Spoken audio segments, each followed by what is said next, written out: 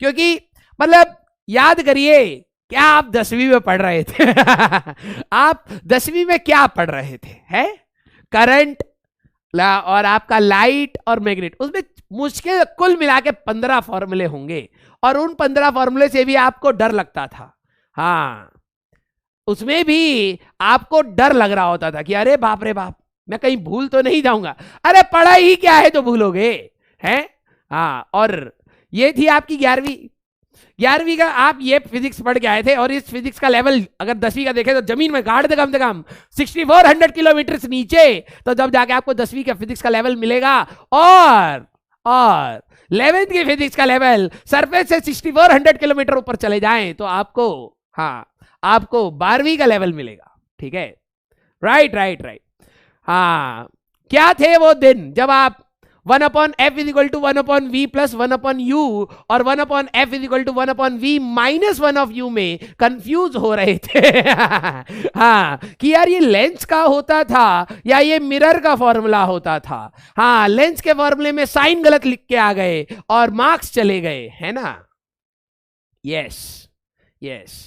तो ये plus JEE का बात नहीं है भाई, 11वीं का सिलेबस, और मतलब ऐसा लगता है कि इंडियन बच्चा भी ग्रो नहीं किया, अभी रोका जाए, इन्फॉर्मेशन अभी ज्यादा नहीं देना है। हाँ, रोकिए रोकिए रोकिए। 10वीं के बाद इकट्ठा होते होते, प्रोक्रेस्टिनेशन करते करते, अरे दादा ये बच्चा तो ग्रो ही नहीं कर रहा है, अरे पढ़ा दियो, अरे मर्दबा पढ़ा दियो इसको, 11वीं 12वीं में सब पढ़ा दियो, तो अचानक से सारा सिलेबस आ जाता है ना? यस। हाँ, वो 10वीं क्लास के आपके चुटर पुटर सी फिजिक्स, है ना? हाँ, उसमें भी आपको ऐसा टेंशन हो रहा होता था, भाई तूने लेंस फॉर्मूला पढ़ लिया क्या? हाँ, वो बोलता था, हाँ अरे एक फॉर्मूला तू भी पढ़ ले, हैं? 1/f = 1/v - 1, तू भी पढ़ ले, हो गया तेरा भी तैयार। उसमें बच्चे लंबा पढ़ेंगे 8 घंटा 9, अरे क्या था वहां पे, तो कुछ था ही नहीं। अब बात हो रही है ना, यहाँ खत्म ही नहीं हो रहा इतना, है ना? यहाँ तो ससुरा खत्म ही नहीं हो रहा इतना। हाँ, तो 11वीं का सिलेबस एक्चुअली में जो बच्चों के 11वीं पता है क्यों टफ हो जाती है? दो रीजन से होती है। एक कि वो टफ है। दूसरा क्योंकि आपके 10वीं में आते हैं 95 परसेंटाइल, 97 परसेंटाइल। ठीक है, हाँ, तो बच्चों को लगता है भाई साहब फोड़ दिया तेरे भाई ने, हैं? 11वीं में आके अंडे के जैसे फट जाता। ये जो परसेंटाइल का जो आपको लगता है ना कि आपके परसेंटाइल आ गए तो आप बहुत अच्छे हो गए, अरे वहां पे मार्क्स बट रहे हैं। हाँ, बट रहा, भंडारा का जैसा है। बोर्ड्स का एग्जाम नहीं होता, भंडारे का एग्जाम होता है वो। हाँ, आइए सबको फ्री में मिल रहा है। और 11वीं में हालत टाइट, 11वीं में हालत टाइट। ठीक है, आपने मार्क्स मत बताओ, यहां पर देखो अब 11वीं में कितना आ रहा है आपको। ठीक है, तो उसके 2 रीजन है, आपके पर निकलते हैं। 11वीं में आती है आपके पहले पर निकलते हैं, भाई साहब मैं तो चला। 90% आ गए हमारे। ठीक है, हमारा बच्चा बहुत तेज है।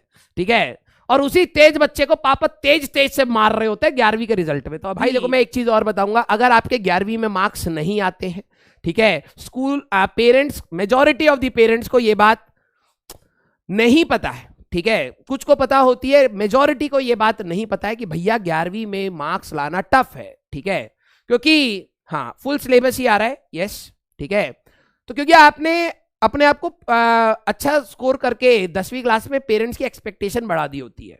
ठीक है, और क्योंकि जस्ट 1 साल के बाद अब फिर बोर्ड आ जाएगा, आप दोबारा अभी बस खत्म, अब आप बोर्ड्स के उसमें आ गए, 12th बोर्ड। तो पेरेंट को क्या लगता है, भाई अभी 1 साल के बाद बोर्ड है और बच्चे के मार्क्स कम क्यों हो गए?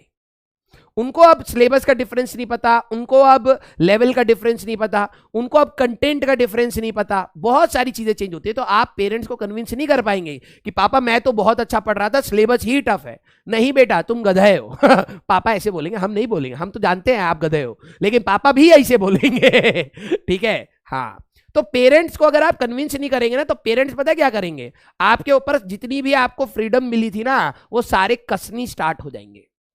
ठीक है, बाहर मत जाओ, खेलने मत जाओ, ठीक है, पढ़ाई कर लो। अब तुम फ्रस्ट्रेशन में तैयारी करना स्टार्ट करोगे, तो सबसे पहले अपने पेरेंट्स का ट्रस्ट गेन करो। लीचड़बंदी की बात नहीं कर रहा मैं, ये कह रहा हूं कि अगर आप अपने पेरेंट्स का ट्रस्ट गेन करेंगे तो they will always be on the supportive side.